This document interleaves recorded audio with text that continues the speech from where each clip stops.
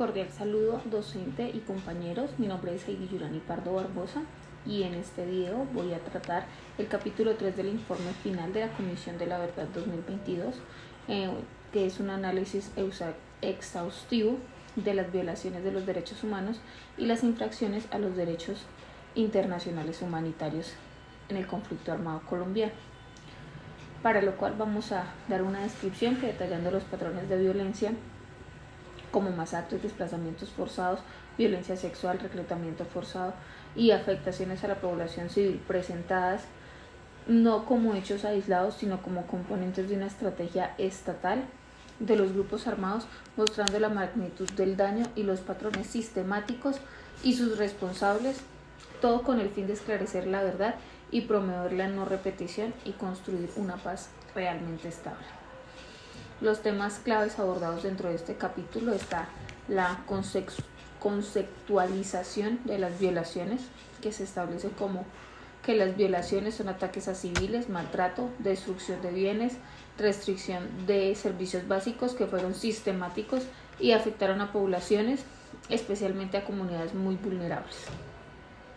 Tenemos las tipologías de las violaciones, las cuales profundizan las masacres y homicidios selectivos, que fueron ataques dirigidos a comunidades y a personas no combatientes, el desplazamiento forzado como causando el terror y la disputa por este territorio, la violencia sexual como un arma de guerra sistemática y degradante, el reclutamiento forzado, especialmente a menores de edad, el secuestro y la desaparición forzada, y los ataques a infraestructura civil y restricción de servicios, sobre todo de salud y de educación.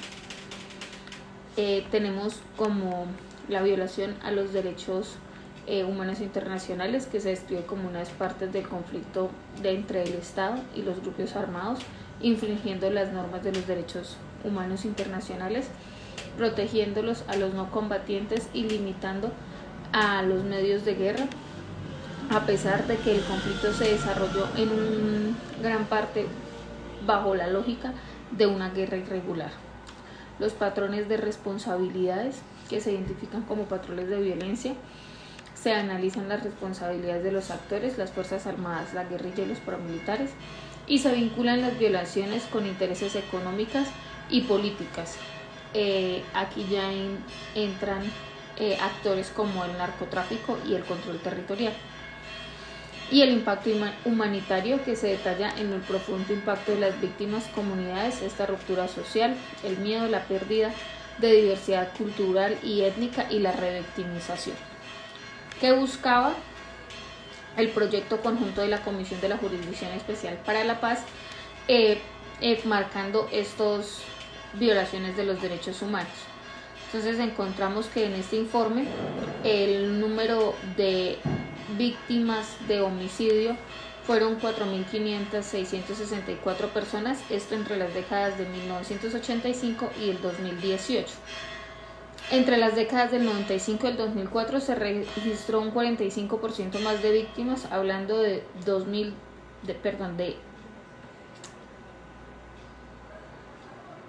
ese 45% más de víctimas. Los principales responsables fueron paramilitares, guerrilleros y agentes estatales. La desaparición forzada tiene un número de 121.768 víctimas que fueron forzadas en el marco del conflicto armado en el periodo de 1985 al 2016. Y se tiene en cuenta un subregistro donde la estimación de la desaparición forzada llega a 2.100 víctimas. Los principales responsables de esas desapariciones fueron los grupos paramilitares, las FARC-EP, múltiples responsables con 10.448 víctimas, y los agentes estatales, que tendrían 9.359 víctimas con un 8%. El secuestro, que tuvo una cantidad de víctimas de 50.770 víctimas del año 1990 al 2018, y se calcula un subregistro potencial que se estima en aproximadamente 80.000 víctimas más.